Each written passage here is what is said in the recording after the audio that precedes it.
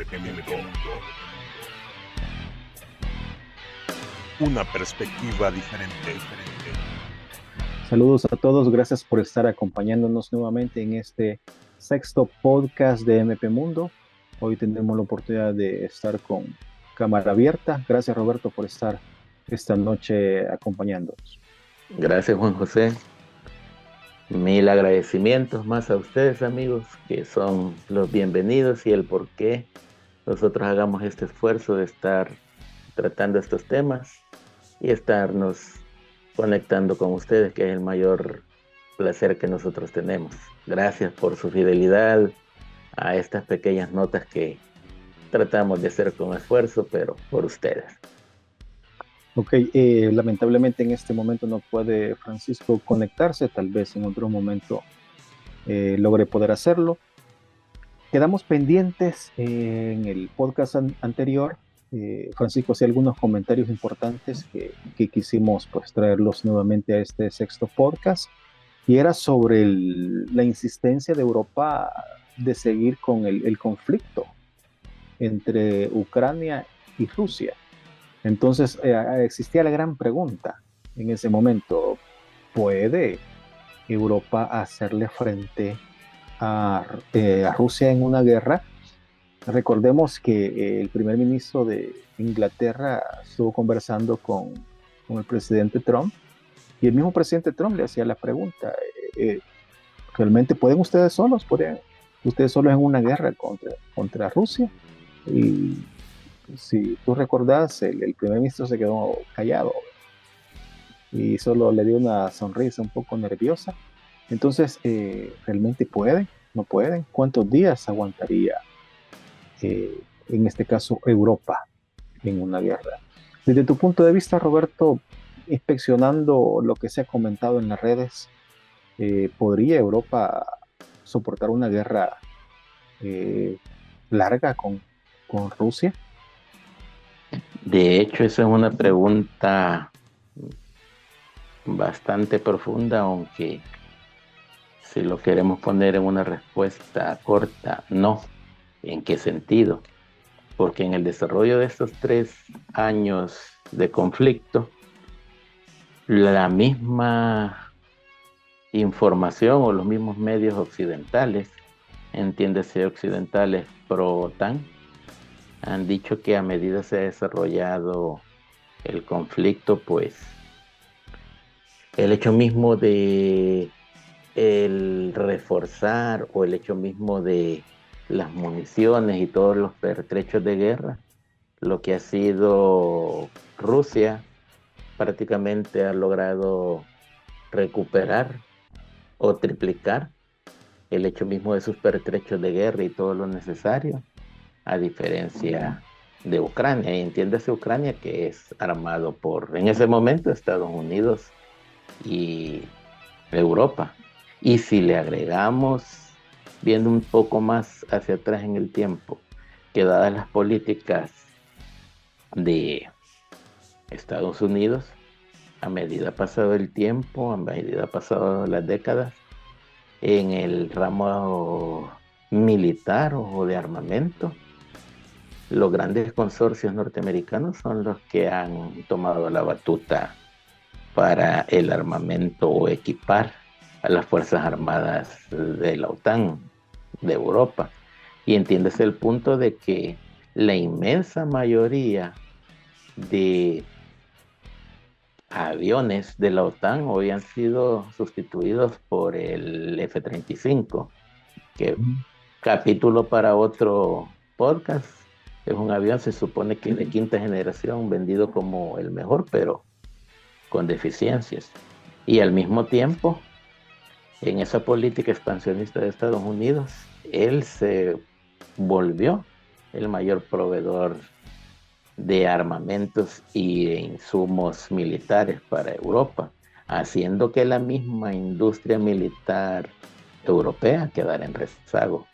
Y si a esta altura, entendiendo esto, Estados Unidos dice que no se va a meter para nada en la guerra, ¿de qué manera puede librar Europa o la OTAN en conjunto si no tiene las fábricas propias o las ha descuidado o no existe el hecho mismo de venir y decirse que es autosuficiente para venir y avivar la llama de un conflicto mayor.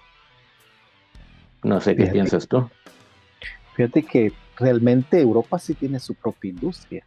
Alemania tiene su propia industria. Francia tiene su propia industria. Inglaterra tiene su propia industria. Aún España tiene su propia industria. Pero Creo que son, no sé si los productos suecos, que es uno de los que está más fuerte, no sé qué país de esos, recordame, creo que son. es que Pero, fíjate que hay un detalle, sí ujú, tenés razón en eso, porque si nosotros nos ponemos a explorar en el área de aviación militar, existe que son modelos hermanos, porque por lo menos en la fabricación de aeronaves suecas, si no estoy mal, es el Gripen. En ese sentido, es prácticamente un, un avión hermano de el Eurofighter, que si no estoy mal recordando, lo manejan como el modelo Tifón, que es ujú, un conglomerado británico, germano, ítalo-español, y son ujú. naves muy similares.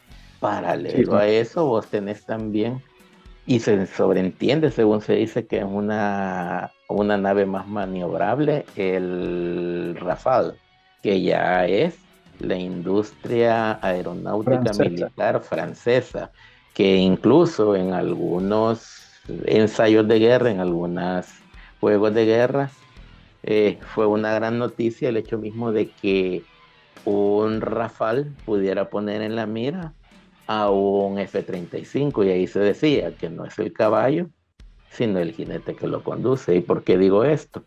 Porque todos esos aviones que son de ramas militares o industria militar europea son de cuarta y en el mejor de los casos el Rafale 4,5 generación, muy inferior a la quinta generación que tenés en un Sukhoi 35 o un Sukhoi 57 y hasta cierto punto es lo único como tal con lo que Europa, llamémosle así, tiene todavía productividad militar, pero como antes, digamos, en la Segunda Guerra Mundial que producía su propio material bélico, yo tengo mis dudas a comparación de el equiparaje que la industria militar rusa genera más el hecho mismo de sus asociados, que es producto de buena calidad, pero de bajo costo, como en el caso de los drones iraníes, que es una excelente industria que se ha levantado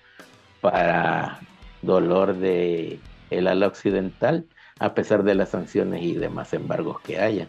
Y agregarle a eso también la producción de material bélico que hace Norcorea y pensemos también que puede ser el mismo hecho de trasiego de material bélico que venga indirectamente del lado chino, dado que China se quiere mantener como tal neutral en este conflicto europeo.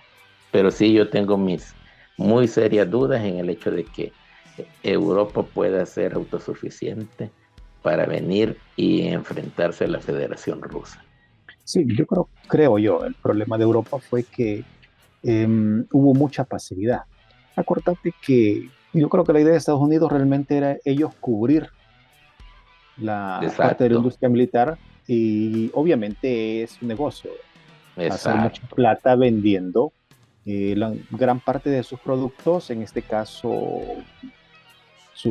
¿cómo se llama? Sus misiles, ¿verdad?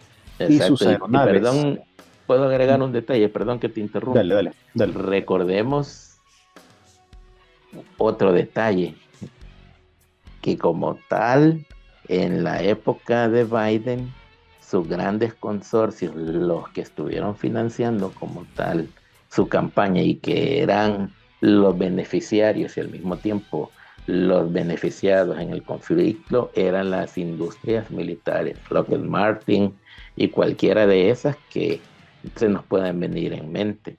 que para el caso Anthony Blinken, si no estoy mal, a él había sido como tal un empresario o parte, mejor dicho, del consorcio militar estadounidense antes de ser designado de la Casa Blanca como, si no estoy mal, secretario de Estado, en la época como tal de Biden. Entonces, quiera o no, veía como leña fresca para hacer una fogata el hecho mismo del conflicto europeo, en base a lo que tú señalas. Ujú. Bueno, si bien Europa tal vez no tenga la capacidad de producir una cantidad grande de material bélico que pueda soportar una guerra aún a mediano plazo contra Rusia, yo creo que eso ha sido experiencia para ellos para ir viendo sus limitantes. Bueno, creo que hoy se está mencionando bastante que van a comenzar a ampliar su, su industria militar, porque ya hoy son dependientes. Ahora bien, Exacto. nos hemos dado cuenta con todo lo que se ve en los medios alternativos, que si bien Occidente tiene grandes capacidades, hemos visto que Rusia ha logrado contrarrestar, si no es que la mayoría de los equipos militares que se han llevado a Ucrania, que se han ido a probar, porque realmente ahí se ha probado. Leopard 2, el Abrams, ¿qué más Que podemos echar a la cuenta? todo ha sido un fracaso. Yo creo que lo único que ha funcionado grandemente y ha afectado a Rusia mucho son los Storm Shadow, que son los misiles que realmente les ha hecho mucho daño. También tenemos este misil que es estadounidense, que se estuvo mencionando mucho, el ATACMS. Exacto.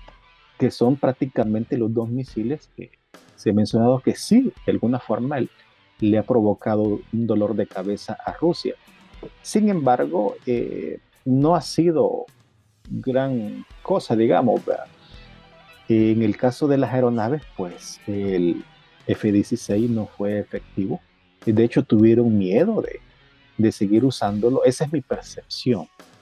Ahora, tú sabes que hay mucha información en las redes, no nos quedamos solo con lo que dice medios como CNN, Dolce Welle, Univision, etcétera, sino que vamos un poquito más allá. Y donde se saca información y se ve información, digo se ve porque obviamente hay videos, donde se muestra la capacidad de la industria militar. Y bueno, hay industria militar que se ha mantenido en reserva, que solo se han ido mostrando ciertos trozos, digamos, Oreshnik, de esto. el regalo de diciembre. Correcto, entonces yo creo que al final ya ni quisieron seguir mencionando ese tipo de misiles. Y hay un, ¿cómo se llama? Un analista que mencionó algo sobre el Oreshnik. Y fue bien interesante, lamentablemente no recuerdo el nombre, pero él decía que Rusia jamás iba a dar a conocer su mejor armamento. Y que probablemente la muestra del Oreshnik era nada más una muestra de capacidad.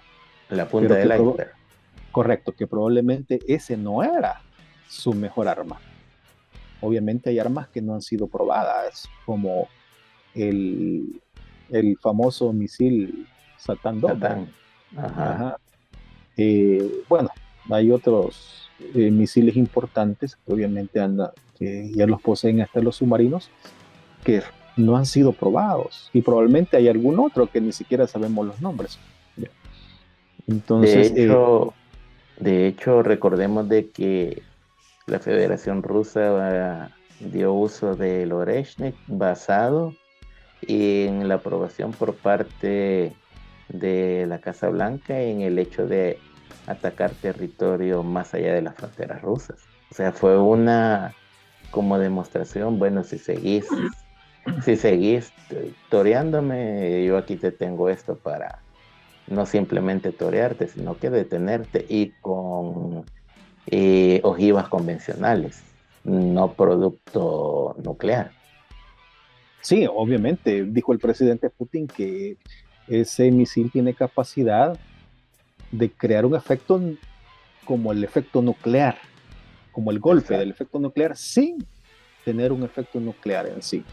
Es bien interesante. Ahora, imagínate, tú ves, te pones a ver cómo, o el efecto que tienen los misiles que lanzan este grupo UTI. ¿eh? Vamos a tratar también de no mencionar. Los granjeros que atacaban a la primer potencia del mundo con palos y piedras, que eso era Correcto. lo que se decía al inicio del. Imagínate, y se dice que el tipo de misil que ellos están produciendo eh, no está hecho realmente con la Es calidad artesanal, ajá, es artesanal. artesanal. Entonces, El, es el increíble, Palestina, si mal no ajá, recuerdo, o y es, Gaza, no me recuerdo cuál de los nombres es con el que han bautizado ellos. y es increíble que con eso hicieron correr a los grandes portaaviones. Obviamente, un portaavión pues, no es nada barato, ¿verdad? Pero imagínate, o sea, con eso los hicieron correr. Ahora Y bien, atacar territorio israelí. ¿qué pudiera hacer un Oreshnik en este caso? O sea, Exacto. pero bien, ¿no? El caso es que entendemos que el poderío militar de Rusia es, si no es que es más grande que el americano, probablemente. Mira, yo creo que nos han hecho ver por mucho tiempo que toda la industria militar rusa no tiene la misma calidad que la industria militar occidental. Nos hemos dado cuenta que no es así. Nos hemos dado cuenta y está claro que no es así. Ni en calidad ni en capacidad. Entonces, obviamente, eh, Europa no tiene la capacidad de mantener un conflicto militar mediano plazo con Rusia. Pero ahora la pregunta es esta. La guerra todavía sigue, la paz no se ha firmado, pero hay eh, criterios o comentarios de parte de Estados Unidos que no hacen avanzar la firma de la paz. Entonces dicen, ok, pero aquí el problema es Zelensky, que es el que no quiere. No le vamos a mandar armas, pero la guerra sigue. Quiere decir que la provisión, el aprovisionamiento de armamento siempre se mantiene. Y es bien irónico porque también el presidente Trump decía que aunque se firme la paz, siempre se iba a mandar armamento para Ucrania. También el presidente de Francia, Emmanuel Macron, estuvo mencionando que si se firmaba la paz, no solo se iban a enviar armas, sino que se iban a enviar, se iban a Tropas. militarizar, sí, se iban a enviar tropas, se iba a militarizar el lugar. Entonces, realmente el envío de armas nunca se ha cesado. Yo tengo una percepción, de repente los medios te dicen algo, pero yo a veces pensaría que no es como a veces los medios se lo quieren dar a conocer. Ellos te dicen, no, no, mira, no vamos a mandar, pero en realidad bajo la mesa siempre están mandando. Ahora, ¿por qué no se ha detenido la guerra? No se ha detenido la guerra porque obviamente los acuerdos, como mencionábamos en el podcast anterior, eh, los acuerdos no son a beneficio de Rusia. Rusia jamás le va a dar el 50% de las tierras raras así de gratis y no va a permitir la militarización en el lugar. O sea, no va a haber vuelta atrás. Entonces Estados Unidos dice, no, vamos a tener paz, nosotros no nos vamos a meter, pero se está metiendo Europa. ¿Será un juego? ¿Será un acuerdo que ya tiene Estados Unidos con Europa de hacer ese jueguito que yo no y vos sí, para no parar una guerra? ¿Sí? ¿O será real? No sé qué pensás. Hay un detalle. Nosotros recordamos el inicio de la invasión rusa, si mal no recuerdo, habían unos 2 o 3 objetivos sobre la mesa. Uno era la desnazificación y al mismo tiempo recordemos que implicaba la desmilitarización de Ucrania. Eso traducido en una frase más entendible es literalmente acabar con el ejército que se ha logrado, porque ahora el hecho mismo del reclutamiento es obligatorio y prácticamente son soldados no preparados para el combate, por efecto mismo de la acelerada tanto deserción como pérdida de tropas.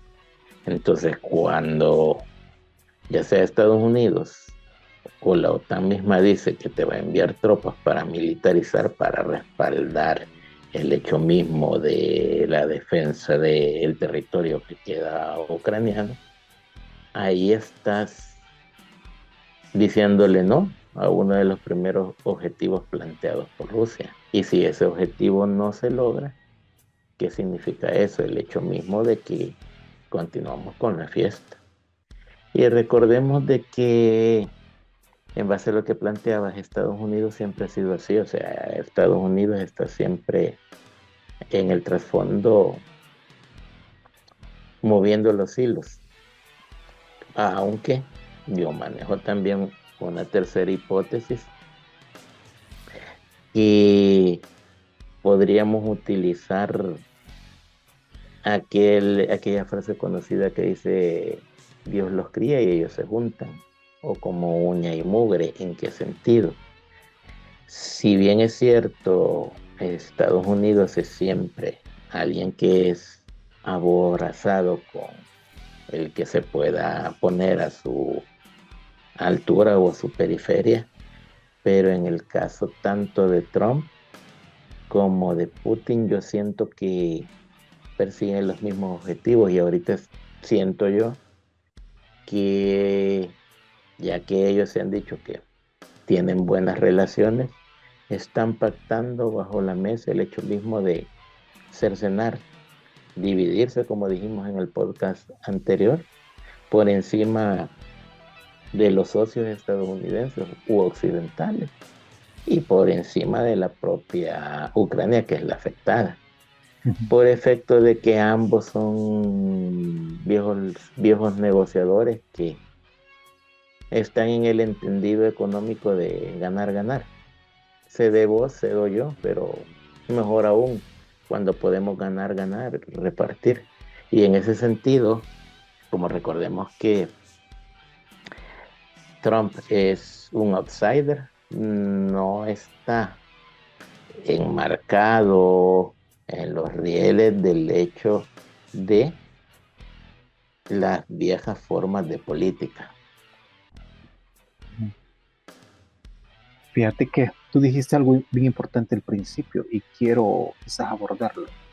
Tú dijiste, y eso es lo que nos han dicho los medios de comunicación, que obviamente sí hemos visto la forma de reclutamiento que ha tenido Ucrania y que nos han hecho ver que ya hay muchos soldados en el frente que no está preparado para la guerra, por es que están muriendo muchos.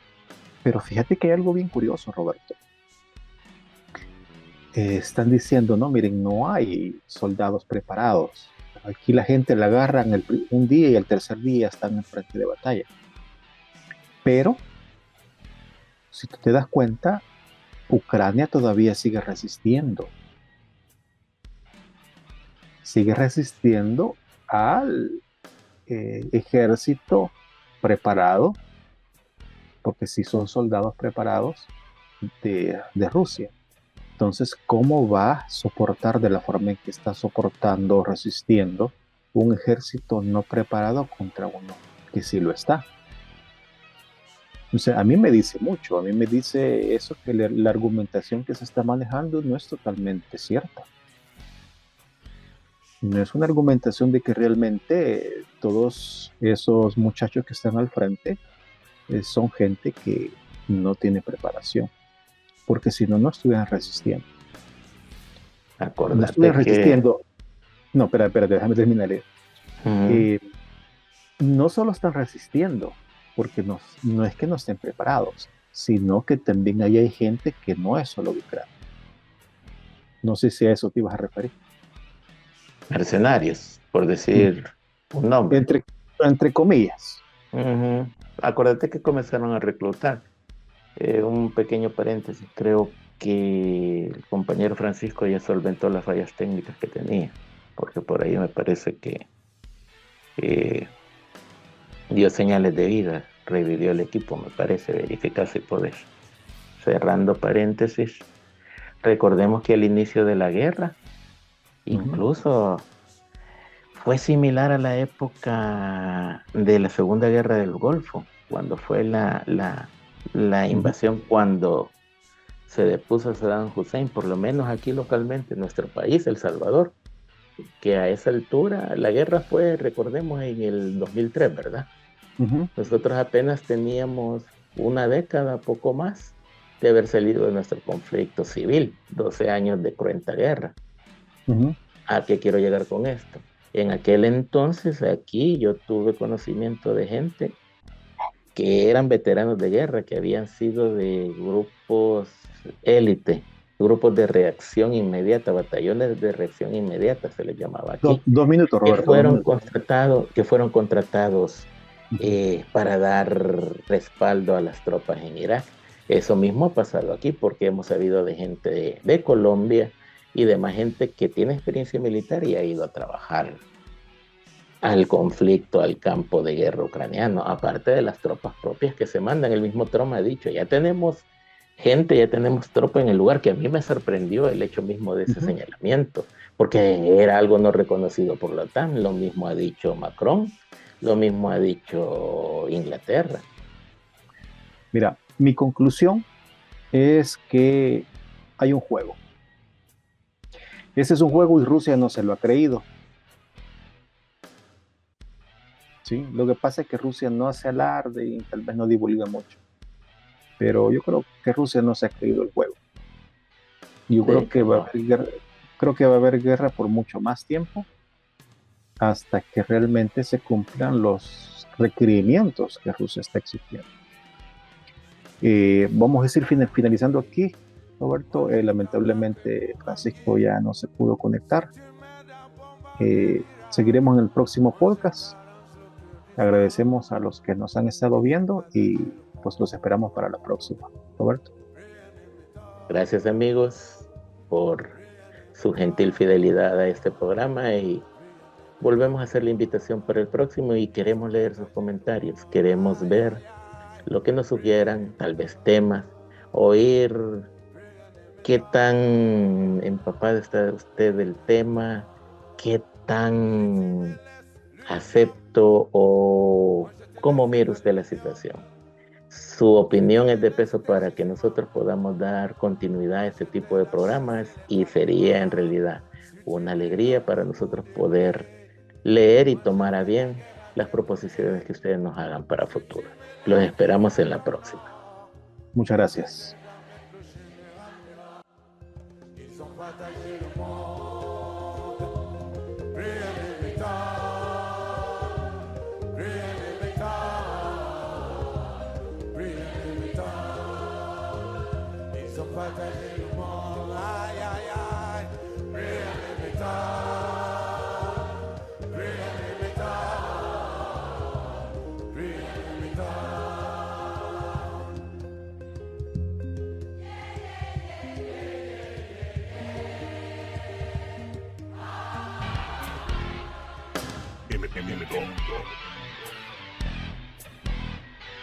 Una perspectiva diferente.